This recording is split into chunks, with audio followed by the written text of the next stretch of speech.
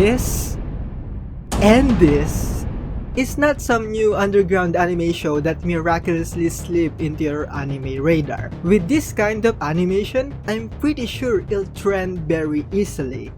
But it didn't. That's because it is not an anime. It's actually the trailer for a new manhwa on webtoon called Doombreaker. And with the trailer and promotional video that good, you just have no choice but to check the source material. And so I did. After a few hours, I quickly catch up to the latest chapter and oh my god. I was expecting something decent, little did I know that I would be stumbling upon something special. I was blown away with the super rich world, the story, the breathtaking fight scenes, and the promise of a great and epic adventure. No cap, without any hints of exaggeration, I think this manhwa is shaping up to be one of the greatest manhwas that I and you will ever read. The story starts off with the main character declaring that the world has ended. Most of humanity has been slaughtered by demons and the ones who survive have become mindless hosts, only being used to give birth to more monsters. Zephyr, the last remaining human to survive, is also on the brink of death after a one-sided fight against Tartarus, the god of destruction and lord of demons. Because of Zephyr's extraordinary persistence and unrivaled strength as a human, Tartarus offers him a once-in-a-lifetime chance to work under him and serve him. Knowing that Tartarus' only goal for proposing this offer is just to humiliate him even more by making him kneel and beg for his life, he responded with a big middle finger on his face along with a sacrificial explosion that tossed one of Tartarus' arms and Zephyr's whole body. He was sure he died in that very moment, but he surprisingly woke up at the bottommost level of the pantheon where the gods reside. He then learns from the gods' messenger that the gods wants to send him back to the past because they want to see something a little more entertaining. Completely shitting on all of humanity, degrading and reducing them as just mere entertainment for the gods. Also, Tartarus, who had his pride trampled like a little baby man, baby man, wishes to have a rematch with him. And so, he is sent back to the past with the resolve to exact revenge not only against Tartarus, but against all the gods who treated them like worthless insects.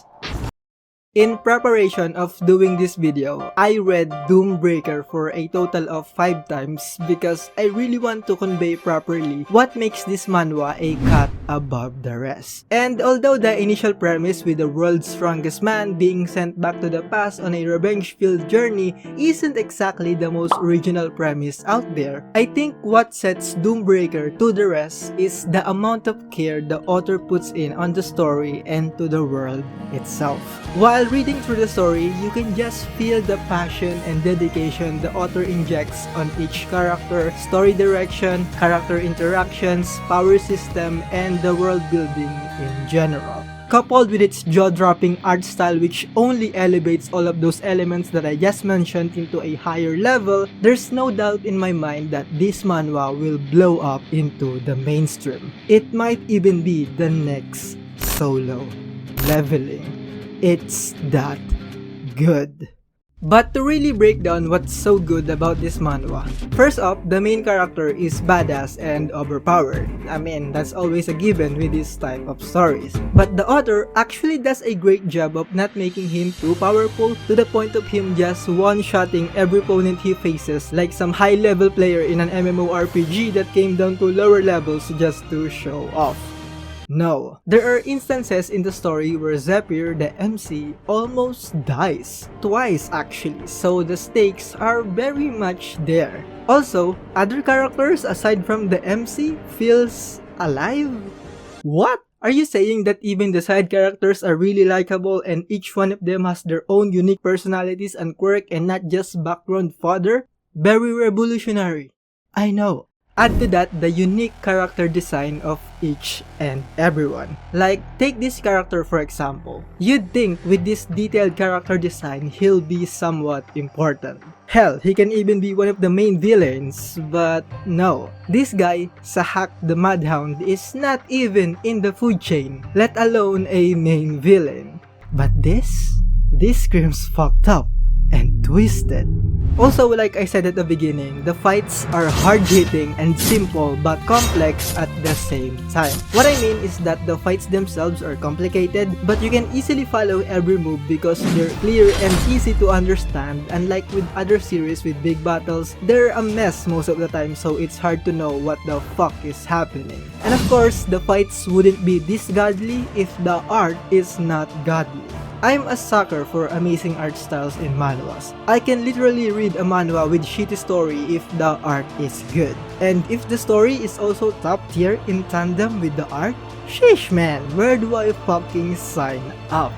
And to top it all off, the reason why I regard Doombreaker as the greatest manhwa that you've never heard, aside from all the points that I argued earlier, is because of its world building and lore.